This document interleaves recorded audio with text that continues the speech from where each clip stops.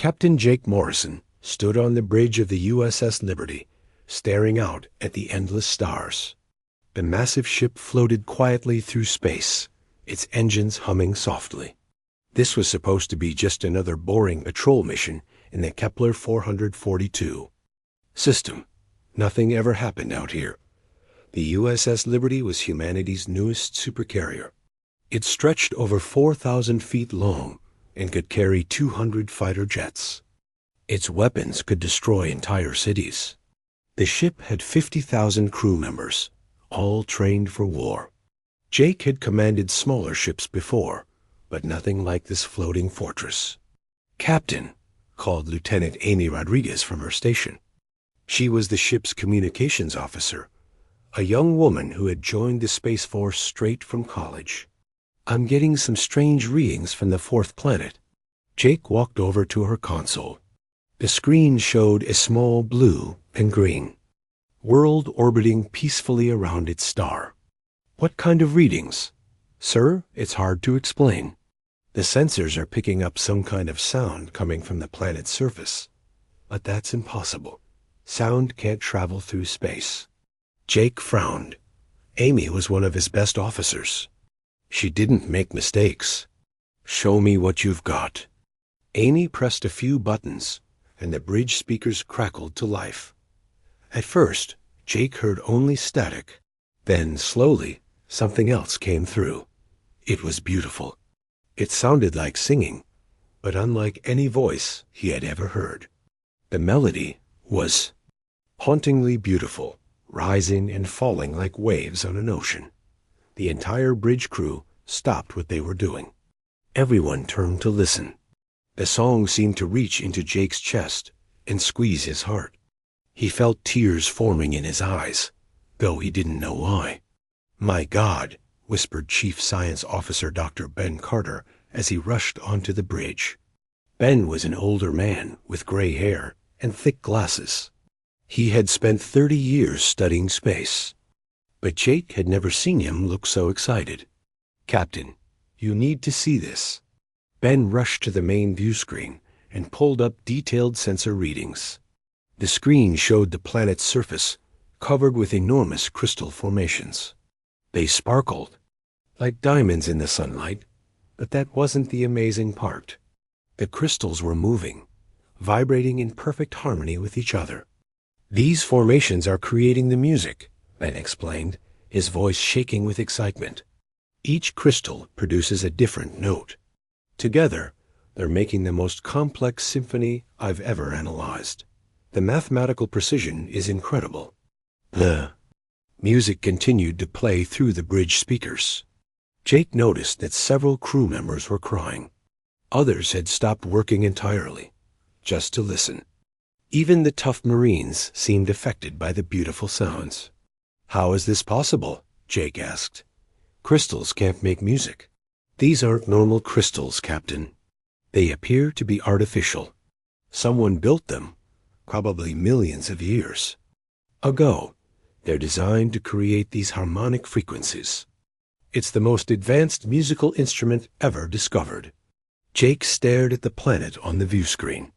The crystals covered entire continents, stretching as far as the sensors could detect. This wasn't just a few rocks making noise. This was a planetary orchestra. "Sir," Amy said quietly, "I'm detecting dozens of different melodies. Each crystal formation seems to be playing its own song, but they all work together.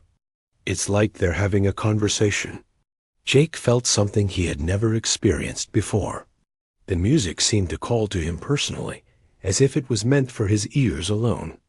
He looked around the bridge and saw the same expression on every face: wonder, peace, joy. "Captain," said Commander Steve Walsh, Jake's second in command. Steve was a practical man who rarely showed emotion, but now his voice was soft, almost dreamy. "The crew is requesting permission to move closer to the planet. They want to hear the music better." Jake knew this was dangerous. Military protocol required him to report any discoveries immediately and wait for orders from Earth. but those orders would take weeks to arrive. By then, some other ship might claim this amazing find. More importantly, Jake could see what the music was doing to his crew. For months, morale had been low. Space was lonely and boring. People missed their families back on Earth. But now, for the first time in years, Jake saw genuine happiness on their faces. "Dr. Carter," Jake said, "is the planet safe for landing?" Ben checked his readings. "The atmosphere is breathable. Gravity is slightly lighter than Earth. No signs of dangerous life forms. But Captain, we've never landed a supercarrier on a planet. Before, the Liberty wasn't designed for atmospheric flight." Could it be done? Ben thought for a moment. Theoretically, yes. Chief Engineer Lisa Parker would have to modify our systems. It would be incredibly risky. Jake made a decision that would change everything. Contact Chief Parker. Tell her to begin preparations for planetary landing. The bridge fell silent except for the beautiful alien music still playing through the speakers. Steve stared at his captain in shock. "Sir, are you sure about this?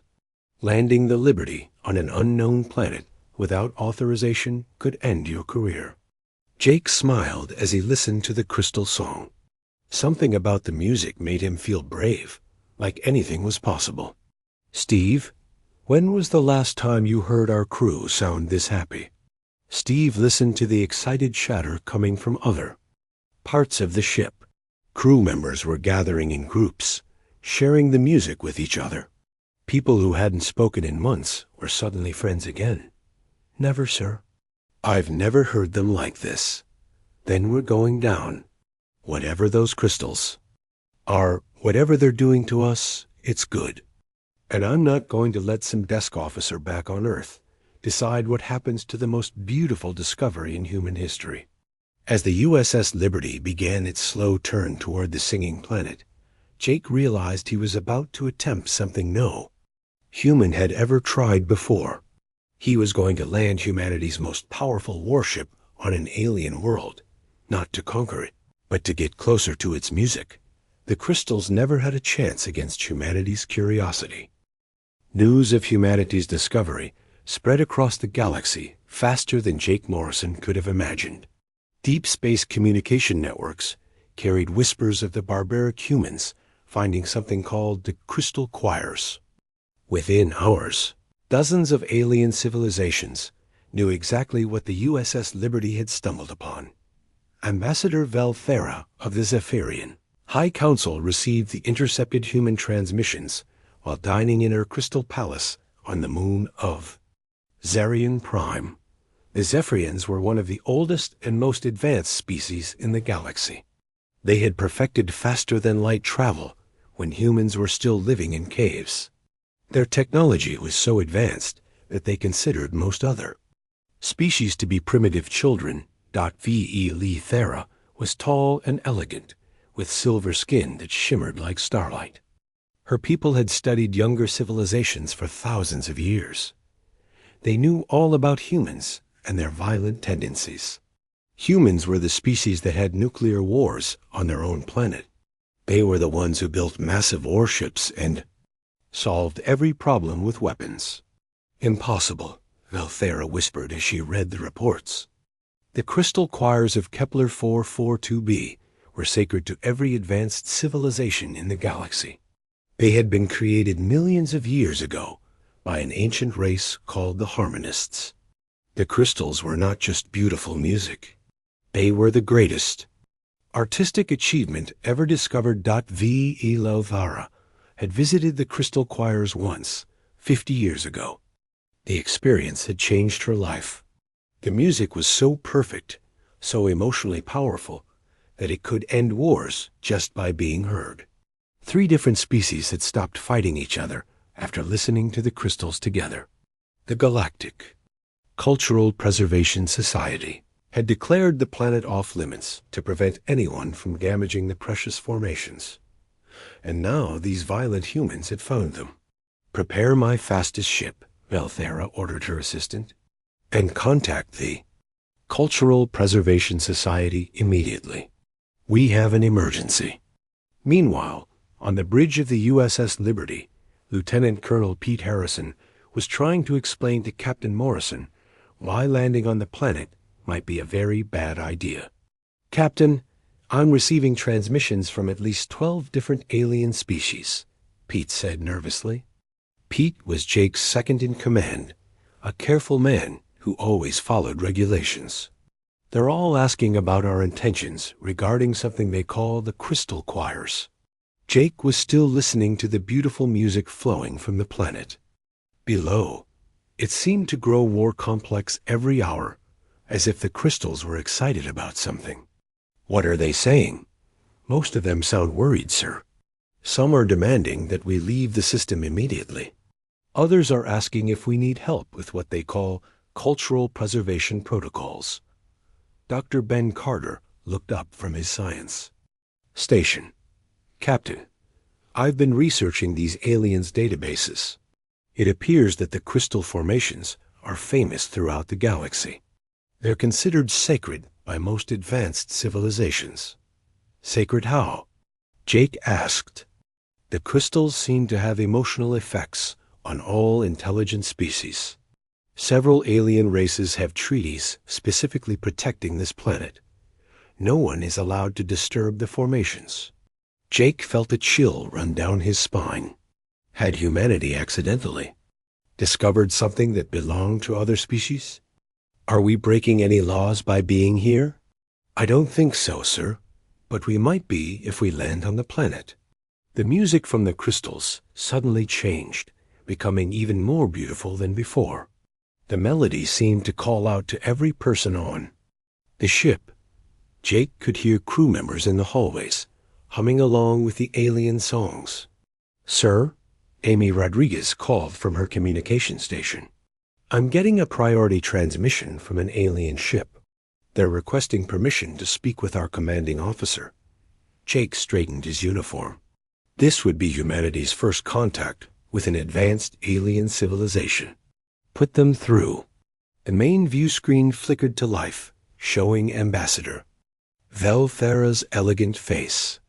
Her large, dark eyes studied Jake with obvious concern.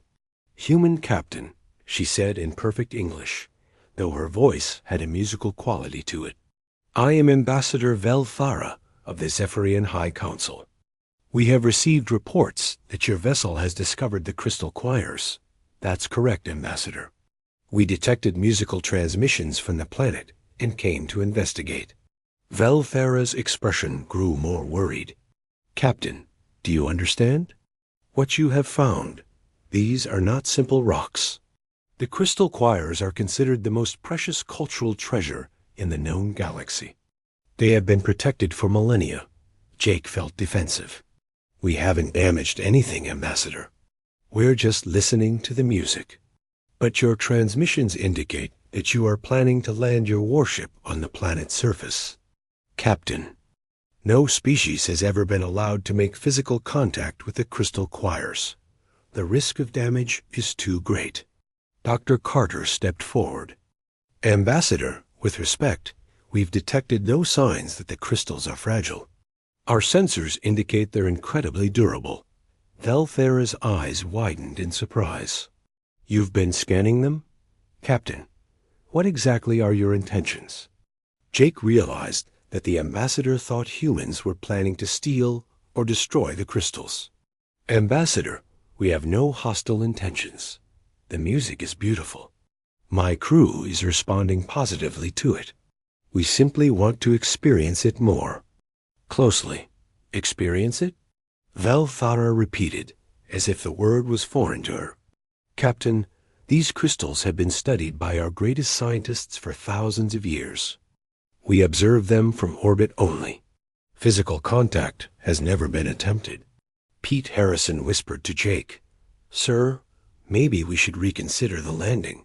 But Jake was watching his crew. For the first time in months, people were smiling. The beautiful music had lifted everyone's spirits in ways that no military victory ever could. He wasn't going to let fear stop him from giving his people something that made them happy. Ambassador, Jake said firmly, we appreciate your concern, but we haven't done anything wrong, and we don't plan to. We're going to land on that planet. Velthara's face showed pure shock. In all her years of studying primitive species, she had never seen anything like this. The humans weren't planning to study the crystals, or protect them, or even worship them. They just wanted to get closer to them. Captain, I strongly advise against this course of action. You don't understand the cultural significance of what you're doing. Maybe not, Jake replied. But I understand what that music is doing for my crew. And that's enough for me. As the transmission ended, Velthara immediately contacted every major civilization in the galaxy. Within hours, dozens of alien ships began arriving at the edge of the Kepler 442 system. They came to watch what these strange humans would do to the galaxy's most precious treasure. None of them expected what would happen next. Chief Engineer Lisa Parker had never faced a challenge like this before. She stood in the USS Liberty's main engineering bay, surrounded by holographic displays showing every system on the massive ship. The Supercarrier was designed to fight in space, not fly through atmospheres or land on planets. This is crazy, muttered her assistant, Engineer Tom Bradley. We're talking about landing a ship that weighs 40 million tons on a planet we've never visited before. Lisa ignored his complaints and focused on the technical problems. The Liberty's engines were built for space travel, not atmospheric flight. The ship's hull could handle the vacuum of space, but atmospheric entry would create heat and pressure that might tear it apart. And even if they made it through the atmosphere, the landing itself could destroy both the ship and the crystal formations. Below, Tom, start running stress calculations on the hull sections, Lisa ordered, and get me a team to modify the atmospheric shields. We're going to need them at maximum power. Captain Morrison's voice came through the communication system. Chief Parker, what's your status? Captain, I won't lie to you. This is the most dangerous thing we've ever attempted. But I think we can do it. I'll need 12 hours to modify our systems. You have 6 hours, Morrison replied. The alien observers are getting nervous, and I want to land before they decide to stop us. Lisa looked around at her engineering team. These were good people who had worked miracles before. You heard the captain. We have 6 hours to make the impossible possible. Let's get to work. Meanwhile, on the bridge, Morrison watched the view screen as more alien ships arrived at the edge of the solar system. Dr. Carter counted at least 30 different vessels, representing species from across the galaxy. Some were elegant and beautiful, like silver works of art. Others were massive and intimidating, clearly built for war. Captain, Amy Rodriguez reported, I'm receiving transmissions from several alien fleets.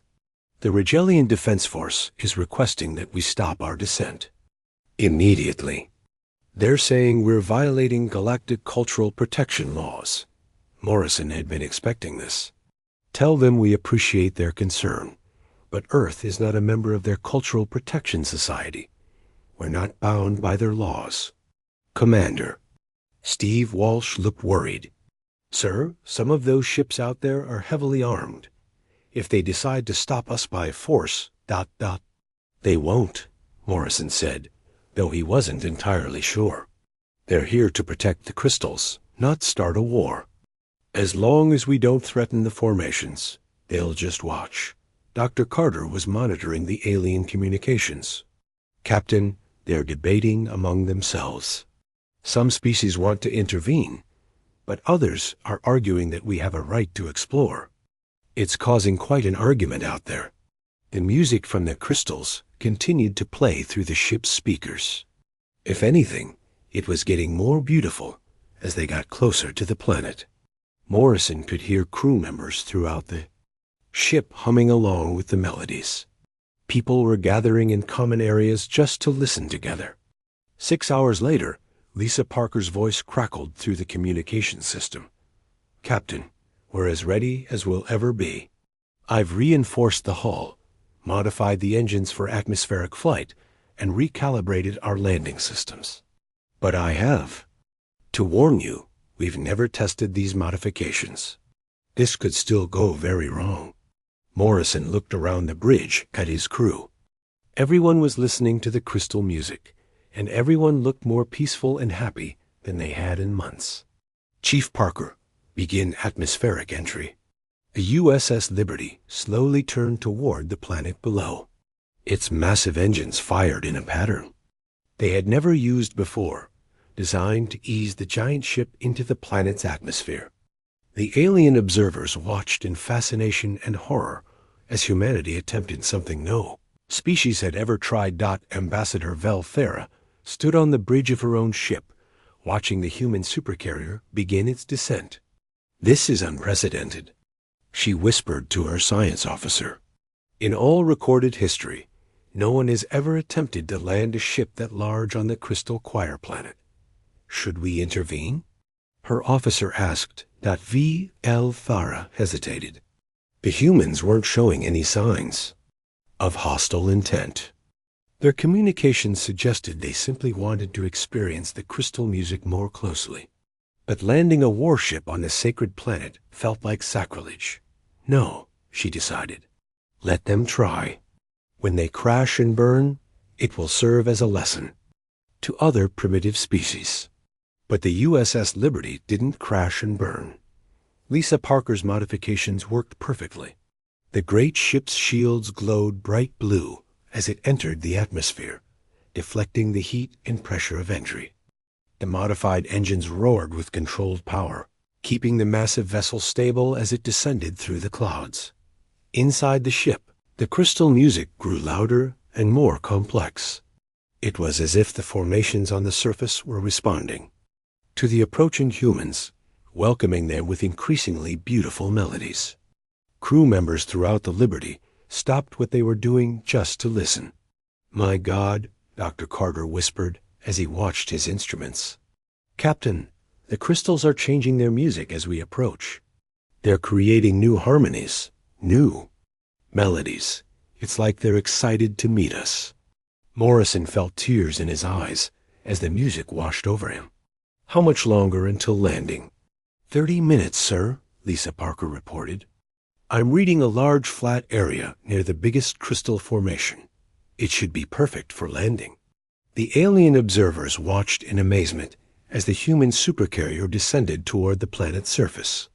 Ships that were designed to destroy cities were gently lowering toward formations of singing crystals. It was the most bizarre military operation any of them had ever witnessed. They're actually going to do it, Vel Thera breathed. They're going to land that warship right next to the crystal choirs. As the USS Liberty touched down on the planet's surface with surprising gentleness, the crystal music suddenly exploded into the most beautiful symphony anyone had ever heard. The formation seemed to be celebrating the arrival of their first visitors in millions of years. Morrison stood on his bridge, listening to the incredible music that now surrounded his ship. Through the view screen, he could see massive crystal spires stretching toward the sky, all of them glowing with soft, colorful light as they sang their ancient songs. Chief Parker, he said softly, prepare to open all hangar bays and airlocks. It's time to meet our musical neighbors. The aliens watching from orbit could hardly believe what they were seeing. The humans had successfully landed their supercarrier on the most sacred planet in the galaxy. But instead of deploying weapons or troops, they were opening their ship to let the crystal music flow inside. None of them were prepared for what the humans would do next. What happened next would be remembered across the galaxy for thousands of years. Captain Morrison opened every door and window on the USS Liberty, but instead of soldiers marching out, something completely different emerged, the first person. To step onto the planet's surface was Sergeant Danny Cooper, carrying his drum set. Danny had joined the Space Force because he needed a job, but his real love was music. He had been playing drums since he was 10 years old. For months in space, He had hidden his drums in his storage locker, only playing them when he was sure no one could hear. But now, listening to the incredible crystal music, he couldn't help. Himself, he set up his drums about 50 feet from the nearest crystal formation. The crystals were even more beautiful up close. They were tall as trees, glowing with soft colors that changed with the music. Danny had never seen anything so amazing in his life. "Here goes nothing," he whispered to himself, and started playing a simple rock beat. The effect was immediate and magical. The moment Danny's drums joined the crystal music, the formations began to glow brighter. Their songs changed, incorporating the rhythm of his drum beat into their ancient melodies. It was as if they had been waiting millions of years for someone to play music with them. More crew members began emerging from the ship. Pilot Officer Rachel Green brought her violin, a gift from her grandmother that she had carried through 3 years of space missions. When she played her first note, the crystals responded with perfect harmony, creating chord progressions that made her weep with joy. Within an hour, the area around the USS Liberty had been transformed into the strangest concert venue in galactic history. Crew members brought out instruments they had been hiding in their quarters. Guitars, keyboards, saxophones, trumpets, and even a full set of bagpipes emerged from the warship that was supposed to be humanity's deadliest weapon, the ship's official band, led by Chief Petty Officer Tony Martinez, had been practicing in secret for months. Tony played saxophone, and when he stepped up to join the crystal choir, something incredible happened. A crystal formation that had been silent for 3,000 years suddenly burst into song, creating a jazz harmony that perfectly matched Tony's improvisation. Dr. Nancy Brooks, the ship's psychologist, watched from the open hangar bay as her crewmates discovered something she had only theorized about. Music was truly a universal language. The crystals weren't just making noise. They were listening, learning, and responding to human music in ways that suggested real intelligence. "Captain," she called to Morrison over the ship's communication system, "you need to see this. The crystals are adapting to our music. They're learning human musical concepts in real time." Morrison walked out onto the planet's surface and was overwhelmed by what he saw. His crew, trained soldiers and technicians who were supposed to be the most disciplined people in space, were scattered across the crystal fields, making music like children at play. And the crystals were playing back, creating melodies that blended human rock and roll with alien harmonics. Lieutenant Amy Rodriguez had brought her acoustic guitar and was sitting cross-legged next to a small crystal cluster, teaching them how to play blues scales. The crystals responded by creating the most beautiful blues harmony anyone had ever heard, incorporating mathematical progressions that human music theory couldn't explain. Up in orbit, Ambassador Vel Thera watched through her ship's telescopes with growing amazement. "This is impossible," she whispered to her science officer. "They're not studying the crystals or trying to control them. They're making music with them." The Regellian Defense Force had prepared their weapons to stop what they thought would be a human attack on the sacred crystals. Instead, they found themselves listening to the most beautiful concert in galactic history. Several Regellian officers requested permission to join the music, but their commander was too shocked to respond. Dr. Ben Carter documented everything from his position near the ship. The crystals were not just playing with the humans, they were teaching them. When a crew member played a chord progression, nearby crystals would respond with variations that showed new possibilities. Musicians who had played the same songs for years were suddenly discovering new ways to make music. The most amazing discovery came when engineer Lisa Parker brought out her electric keyboard. She had studied classical music before joining the Space Force, and when she began playing Batch, the crystals responded by creating harmonies that Batch himself could never have imagined. The alien formations seemed to understand mathematical relationships in music that humans had never discovered. As the hours passed, more and more crew members joined the planetary concert. People who had never played instruments before found simple percussion objects and began keeping rhythm. The crystals welcomed everyone, adjusting their music to accommodate any skill level. Commander Steve Walsh, who had always been strictly business, surprised everyone by producing a harmonica. "I learned this from my grandfather," he said sheepishly, and began playing an old folk song. The crystals responded by creating harmonies that sounded like the wind through wheat fields on Earth. Captain Morrison stood in the middle of it all, watching his crew discover something that no military training had prepared them for. They were experiencing pure joy. The music had connected them not just to the alien crystals, but to each other in ways that months of shared missions had never achieved. "Captain," Dr. Brooks said, approaching with her tablet full of psychological data, "the effect on crew morale is unprecedented. Depression and anxiety levels have dropped to 0. Team cooperation has improved by 300%. This isn't just music therapy. This is something entirely new." Morrison looked up at the alien ships orbiting overhead. He knew they were watching, probably expecting the humans to do something violent or destructive. Instead, they were witnessing humanity's greatest strength, something that no alien species had expected. "Dr. Brooks," Morrison said, "send a message to the alien observers. Tell them they're welcome to join us. It looks like we have plenty of room for more musicians." As the sun set on the crystal planet, the music continued. Human voices joined alien harmonies, creating something that had never existed before in the galaxy. The USS Liberty, humanity's most powerful weapon of war, had become the foundation for the universe's first interspecies orchestra. The crystals had never had a chance against humanity's irrepressible need to turn everything into an opportunity for art and friendship. 3 months later, the USS Liberty was no longer alone on the crystal planet. Ships from dozens of alien civilizations had landed nearby, creating what looked like the galaxy's strangest parking lot. Each species had come to witness the impossible. Sight of humans making music with the legendary crystal choirs. Captain Morrison stood on a hill overlooking the expanded concert area, watching aliens and humans play music together.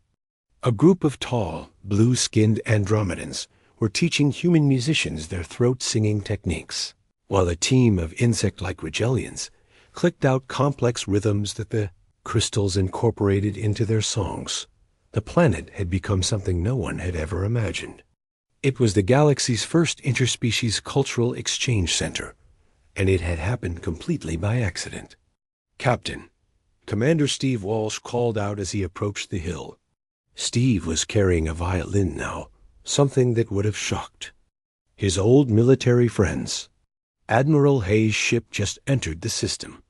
She's requesting permission to land." Morrison felt his stomach drop. Admiral Patricia Hayes was the head of Earth's entire space fleet. She was also known for following military regulations to the letter. Morrison had been expecting this visit for weeks, but he still wasn't ready for it. "How long until she arrives?" Morrison asked. 2 hours, sir." Her message said she's coming to personally inspect what you've done with humanity's most advanced warship. Morrison looked down at his ship. The USS Liberty looked nothing like a military vessel anymore. Its weapons systems had been converted into the galaxy's most powerful sound amplification system. Its fighter bays now housed the largest collection of musical instruments from across known space. Alien children played games on its landing decks while their parents jammed with human crew members. "Steve, do you think I made the right choice?" Morrison asked. Steve smiled and played a quick melody on his violin. Nearby crystals responded with beautiful harmonies. "Jake, look around. Have you ever seen anything more right than this?" 2 hours later, Admiral Hayes' command ship landed near the USS Liberty. Patricia Hayes was a stern woman in her 60s, who had dedicated her life to military service. She had expected to find a disaster that would require a court-martial. Instead, she found something that challenged everything she thought she knew about humanity's place in the galaxy. The first thing that struck her was the music. It was everywhere, flowing from crystals and instruments in perfect harmony. The second thing was the happiness on every face she saw. Human crew members were laughing and playing with alien visitors as if they had been friends for years. "Captain Morrison," Admiral Hayes called out as Jake approached her ship. "I demand an explanation for what you've done here." Morrison straightened. "To attention. Admiral, we discovered the crystal choirs 3 months ago.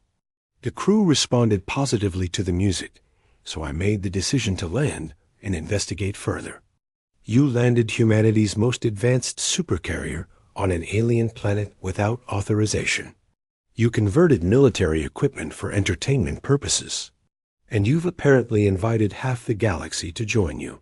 Do you have any idea what this looks like to our enemies?" Before Morrison could answer, Ambassador Valthera approached them. Over the past 3 months, she had become the unofficial diplomatic coordinator for the growing cultural exchange. Her silver skin now sparkled with patterns that showed her emotional state, something she had learned from the human musicians. "Admiral Hayes," Valthera said, bowing respectfully, "I am Ambassador Valthera of the Zephyrian High Council. We must speak about what your Captain Morrison has accomplished here." Admiral Hayes studied the elegant alien with suspicion. "And what exactly has he accomplished, Ambassador?" Valthera gestured toward the musical gatherings spread across the crystal fields. "He has created the first truly galactic culture. Before the humans arrived, each species in the galaxy stayed separate. We traded with each other, sometimes fought with each other, but we never really connected. Captain Morrison has shown us that art can bridge any gap between species." Admiral Hayes watched a group of human children teaching alien youngsters how to play simple songs on recorders. The alien children were responding by showing the humans how their own species made music. It was the most natural thing in the world, yet it had never happened before in galactic history. "Admiral," Dr. Nancy Brooks approached with her final psychological report, "I need to show you the effects this experience has had on our crew." Dr. Brooks led the Admiral to a quiet spot where they could talk privately. 3 months ago, this crew was suffering from severe morale problems. Depression, anxiety, and interpersonal conflicts were affecting our mission effectiveness. Today, these same people are performing at levels we've never seen before. She showed Admiral Hayes her data on her tablet. Crew efficiency is up 300%. Sick days have dropped to almost 0. And most importantly, humanity has gained something we've never had before: respect from advanced alien civilizations. Admiral Hayes studied the numbers with growing amazement. "These results are unprecedented. Admiral, we've learned something important here. Humanity's greatest strength isn't our ability to fight.